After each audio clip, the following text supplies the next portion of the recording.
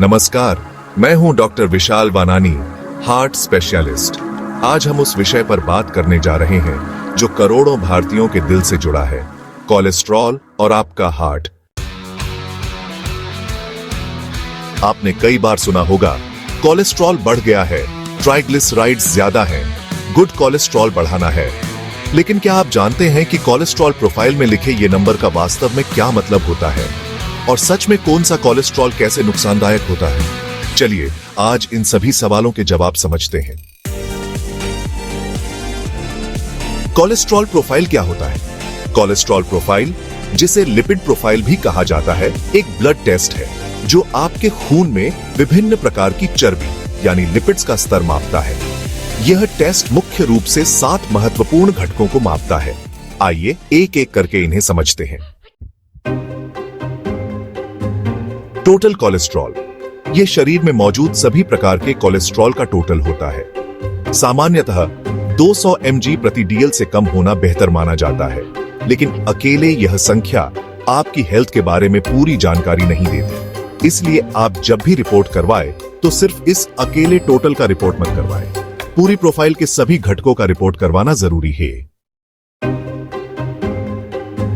Triglycerides, यह रक्त में मौजूद एक और प्रकार की चर्बी है जो हमारी डाइट और जीवन शैली से संबंधित होती है।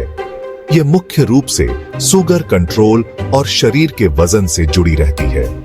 अधिक मात्रा में ट्राइग्लिसराइड्स का स्तर हार्ट अटैक और स्ट्रोक का खतरा बढ़ा सकता है और इससे स्वादुपिंड पर सूजन की बीमारी भी हो सकती है। रिपोर्ट करने से कुछ दिन पहले ज्यादा मात्रा में शुगर लेने से भी इसका लेवल ज्यादा आ सकता है।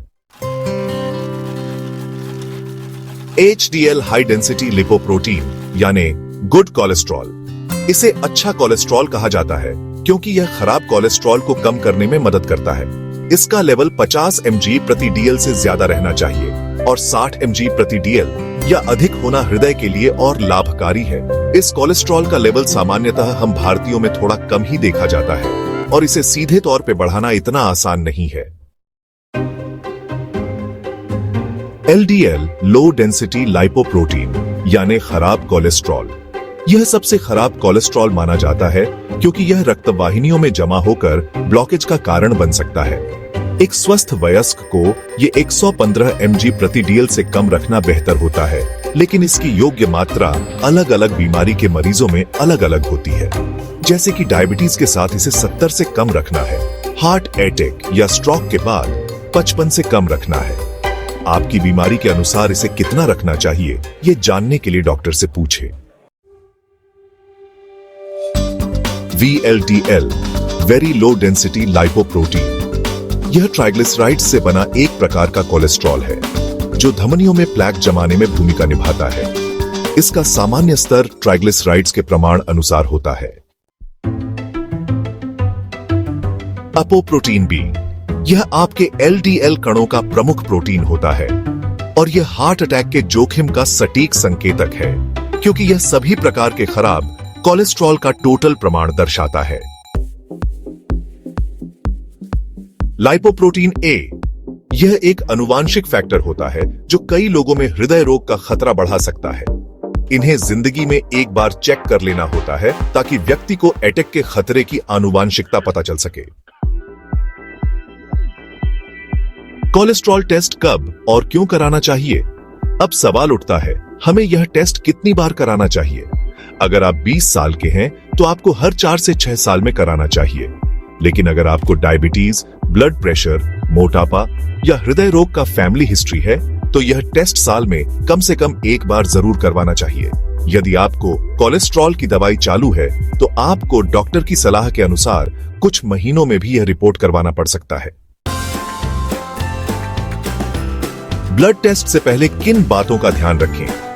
अक्सर लोग गलत तरीके से टेस्ट कराते हैं जिससे गलत नतीजे मिलते हैं। सही रिपोर्ट के लिए आपको 8 से 10 घंटे खाली पेट रहना चाहिए। परीक्षण से पहले भारी भोजन और शराब से बचना चाहिए। अगर आप कोलेस्ट्रॉल की दवा ले रहे हैं तो हमेशा दवाई चालू रख के ही टेस्ट करवाना चाहिए, दवा खत्म करने के बाद नहीं। कोलेस्ट्रॉल बढ़ने के कारण और इसे नियंत्रित करने के उपाय। सबसे बड़ा गलतफहमी यह है कि कोलेस्ट्रॉल सिर्फ खाने से बढ़ता है।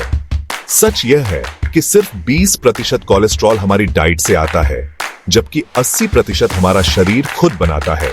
यानी जीवन शैली का असर सबसे ज्यादा होता है। डाइट में बदलाव। फाइबर से भरपूर फल और सब्जियां खाएं। तेल, घी, मक्खन, क्रीम, मावा, मलाई, डीप फ्राइड चीजें कम करें। ट्रांस फैट और प्रोसेस्ड फूड से बचें। अखरोट, अलसी के बीज और ओमेगा 3 युक्त मछली खा सकते हैं। व्यायाम और जीवन शैली। रोज कम से कम 30 मिनट स्पीड वॉक करें। धूम्रपान और अधिक शराब से बचें। तनाव कम करने के लिए योग और ध्यान अपनाएं। दवा का सही उपयोग। अगर सिर्फ डाइट और व्यायाम से कोलेस्ट्रॉल कंट्रोल नहीं हो रहा, तो डॉक्टर आपको स्टैटिन या अन्य दवाएं दे सकते हैं। लेकिन याद रखें, बिना डॉक्टर की सलाह के दवा न लें। कोलेस्ट्रॉल कम करना क्यों जरूरी है? अक्सर लोग सोचते हैं, मुझे कोई लक्षण नहीं है तो दवा क्यों लूं? लेकिन हाई कोलेस्ट्रॉल एक साइलेंट किलर है। यह धीरे धीरे धमनियों को संकुचित कर देता है और अचानक हार्ट अटैक या स्ट्रोक का कारण बन सकता है। इसलिए कोलेस्ट्रॉल का सही नियंत्रण हृदय को स्वस्थ रखने और लंबी आयु जीने के लिए बहुत जरूरी है। आज हमने कोलेस्ट्रॉल के बारे में सीखा, इसकी सही समझ ली, गलत धारणाओं को तोड़ा और इसे कंट्रोल करने के उपाय जाने। याद रखें, सही जानकारी और थोड़े से प्रयास से आप अपने दिल को स्वस्थ रख सकते हैं। आपका स्वास्थ्य आपके हाथ में है। सही आदतें अपनाइए, नियमित जांच कराइए और स्वस्थ जीवन का आनंद लीजिए। Healthy heart, long life.